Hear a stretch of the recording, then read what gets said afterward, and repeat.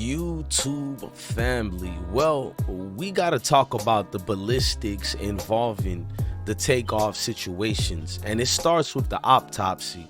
I really believe that's gonna make and break this case whichever way it goes, but it's gonna solve it to the best degree for closure, because what we know is Patrick Clark has been caught and arrested, and they're saying he's the shooter. But a lot of people is like, a lot of things not making sense, because little Cam is also in trouble for the situation. But the thing is, Cam is not in trouble the for pulling the trigger that shot him. They're just saying he's culpable for having a weapon there, and I'm pretty sure they're gonna try to contribute the death to him too later on, as you see this thing, you feel me, gets cleared out. But the thing is, if it's Patrick and he's the actual killer, what did the ballistic report shows as far as the rounds that penetrated inside Takeoff's body? Did all 2 or 3 of them match, or did one of them differ from each other? That's very important. Before we get started, I need y'all to do one stuff for the family. I need you guys to hit that like button. That's right, share this video. Salute to the I Smoke Hip Hop Nation. I am your host, DJ Bless One. Thank you for watching another episode of I Smoke Hip Hop Live. Salute to Pesh Mayweather. Go salute to homie's YouTube channel and follow him. One love to the platform. Man, we gotta keep this thing going. We just seen Jay Prince respond to this situation as well. And Jay Prince, before I play the goon that was hit up, Jay Prince said, I started out as a nobody and became somebody in front of everybody, and I give all glory to God, who did it without consulting anybody. So you can see he's going kind of deep on that right there. No sugar coating it, you know what I mean? Mr. Prince is just telling you what it was from his side. Now, with this here, we know different rounds went off during the situation of Takeoff. And when you look at the pictures here, you see up close that it's showing that Cam had it, but you don't get to see the other ones who have it. Only like 2 other people it was shown. But, you know, cops only called them persons of interest, meaning they're not suspects, because there ain't no video showing any of them shooting the guns. It is not illegal to have a weapon in Texas. That's where a lot of bloggers and people fell short, because they were going crazy when they seen a lot of people with weapons there, and they're saying, this is the killer, that's the one, is it? And I'm trying to look at them like, hey, fall back a little bit. That's not the case at all. You got to actually get somebody in action doing it. But a lot of people want questions about the ballistics.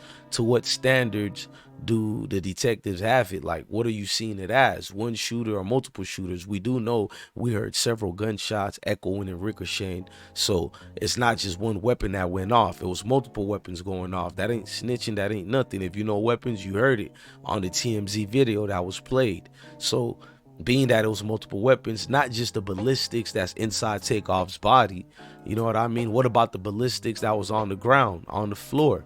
Even though we know Texas is stand your ground, did they pick up those ballistics and were able to trace them, match them? We know dudes keep guns, majority allegedly, to throw it away, so we're not going to get into that part.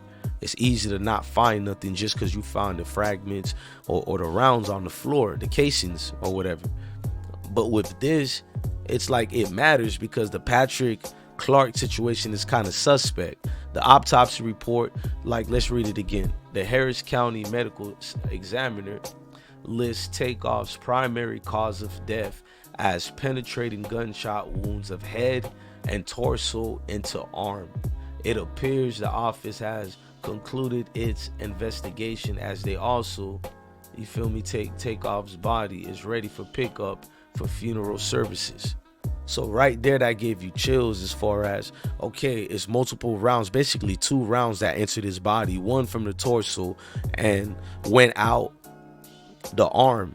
So can they find that, you feel me, ballistic that has bloods and all that? Because I know nobody picked that one up. So out of all the ballistics, I thought it was 2 inside his body, but it sounded like 1 left his body, you know what I mean, went in and left out through the arm. But the other one in his head they got.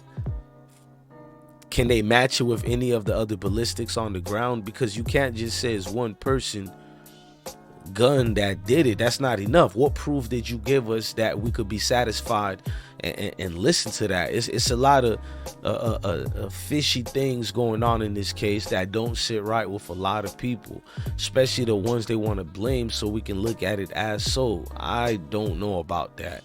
We look at the Johnny Dang video. It's a lot of people that was around, you know, man looking bright, alive.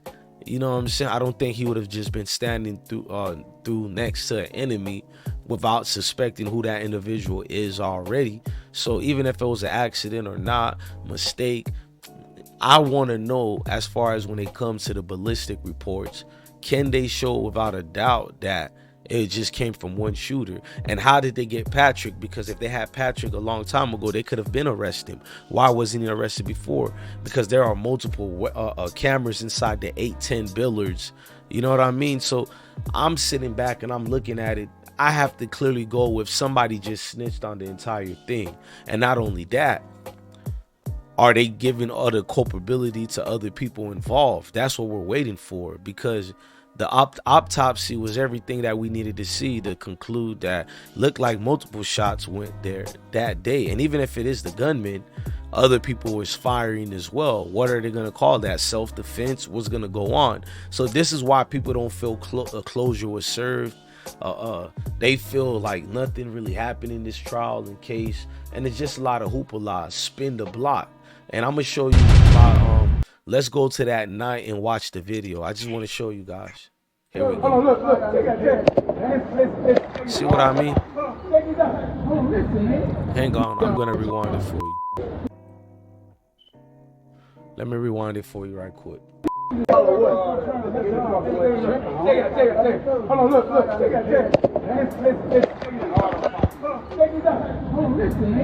You don't really see how it was just one person. You know what I mean? It's a lot of people there. It's a lot of people there, ladies and gentlemen. It's a lot to just let people be happy, comfortable that it's only one man. You guys can confirm that did the actual. You know what I mean?